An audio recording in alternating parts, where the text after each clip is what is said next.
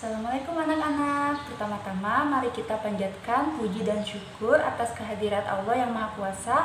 Hari ini kita masih bisa bertemu di mata pelajaran sosiologi dengan Ibu di pertemuan yang kedua. Seperti yang sudah Ibu sampaikan di pertemuan sebelumnya, untuk pertemuan yang kedua kali ini kita mulai masuk materi ya. Untuk bab pertama dalam materi sosiologi kelas 12, yaitu mengenai perubahan sosial. Kira-kira kenapa sih ada perubahan sosial, dan perubahan sosial itu apa ya? Mari kita bahas satu persatu. Perubahan sosial. Hakikat dan karakteristik perubahan sosial. Mengapa ada perubahan sosial? Karena tidak ada yang statis. Semuanya sudah berubah. Semua sudah mengalami perubahan sesuai tuntutan zaman. Apakah iya begitu? Mari kita simak gambar-gambar berikut ini. Coba kita lihat. Dulu, sebelum datangnya COVID melanda Indonesia dan seluruh dunia, kita bisa bebas keluar tanpa menggunakan masker. Tapi sekarang semua diwajibkan memakai masker. Dulu, sebelum adanya COVID, kita bisa berkumpul bersama teman-teman kita. Tetapi sekarang dibatasi karena harus physical distancing. Dulu sebelum adanya COVID, Jakarta selalu macet. Tapi tiba-tiba ketika COVID melanda, Jakarta jalanannya lebih lenggang. Dulu sebelum adanya COVID, kita bisa belajar di kelas bersama teman-teman kita. Tetapi sekarang belajar dari rumah dan menggunakan aplikasi atau melalui media yang lain. Nah, kalau ini secara umum. Dulu waktu zaman Ibu SD itu masih menggunakan kapur. Kemudian ketika Ibu SMP lebih maju lagi menggunakan spidol. Nah, sekarang bisa menggunakan media seperti PowerPoint, video, dan sebagainya. Tetapi ketika ada COVID, sekarang pembelajaran melalui online, misalnya melalui Zoom meeting. Coba kita lihat yang lebih umum lagi. Gambar di sebelah kiri adalah telepon zaman dulu, di mana telepon itu hanya bisa diam di satu tempat. Tetapi sekarang telepon lebih canggih lagi, yang disebut handphone itu bisa dibawa kemana-mana. Bahkan semua orang pasti memilikinya. Kemudian ada juga perubahan dari model style rambut. Kita bisa lihat gambar di sebelah kiri itu adalah potongan tren di zaman dulu. Tetapi sekarang tren potongan rambut lebih beragam lagi, berwarna-warni dan potongannya beragam. Nah, dahulu kita bisa lihat di gambar sebelah kiri, ketika memasak itu menggunakan kayu bakar dan harus ditiup atau disebutnya suluh. Tetapi gambar di sebelah kanan itu lebih canggih lagi. Sekarang memasak cukup mudah, bisa menggunakan kompor listrik. Nah, kita juga bisa lihat gambar di sebelah kiri, zaman dulu itu TV jarang sekali. Sehingga ketika akan menonton TV pasti rame-rame.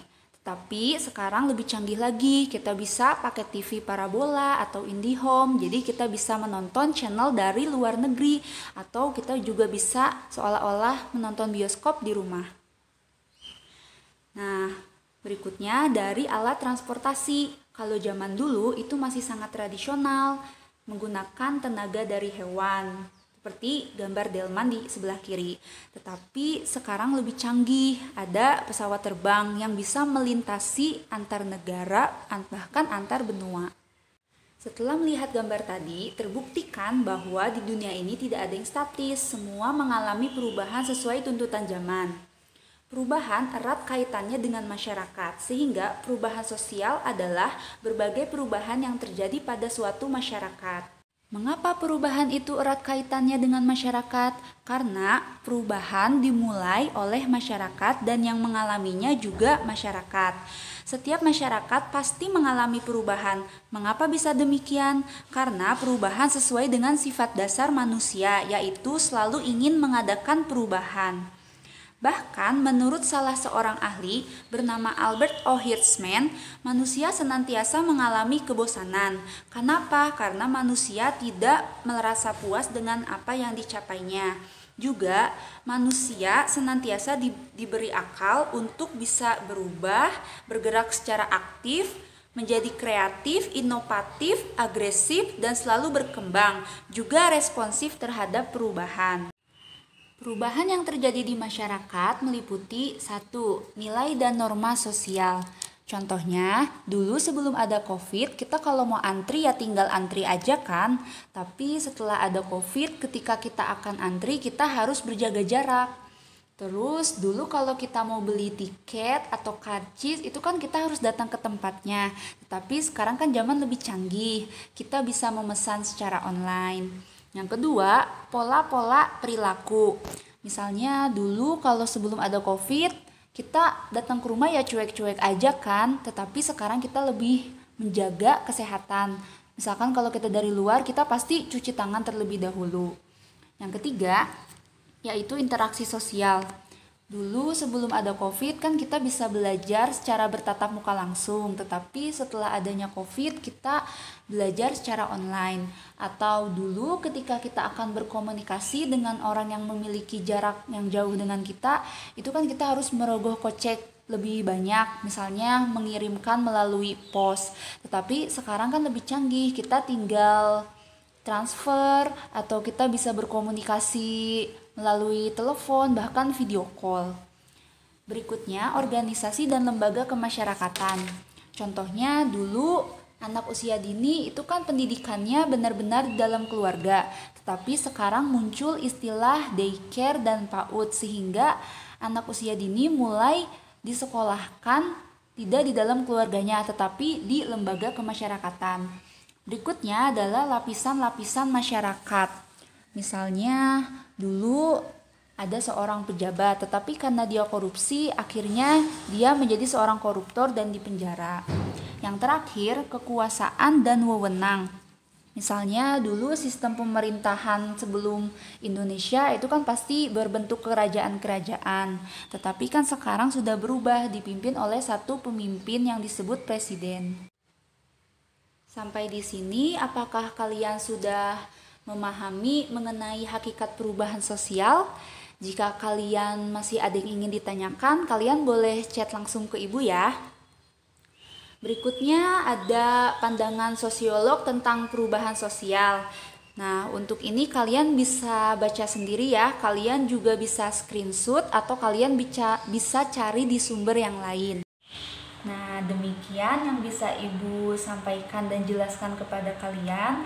Mohon maaf ya kalau penjelasan dari Ibu terlalu cepat. Kalian bisa rewind aja videonya ya.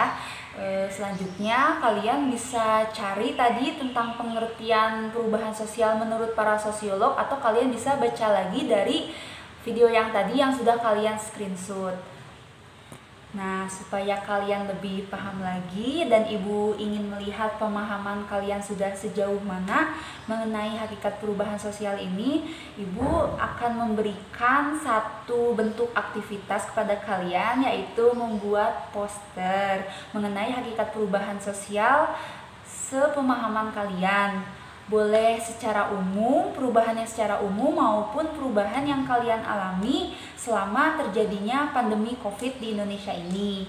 Bentuk posternya boleh menggunakan aplikasi Canva, Photoshop, dan lain sebagainya, atau kalian juga bisa membuat dengan tangan kalian sendiri di kertas, krayon, spidol, seperti itu. Untuk posternya kalian foto dan kalian kumpulkan di KM terlebih dahulu ya. Kemudian nanti setelah semua siswa sekelas mengumpulkan ke KM, baru KM mengirimkannya kepada Ibu. Jangan lupa ya, Ibu tunggu poster hasil kalian sebagus mungkin, sekreatif mungkin, seindah mungkin pokoknya.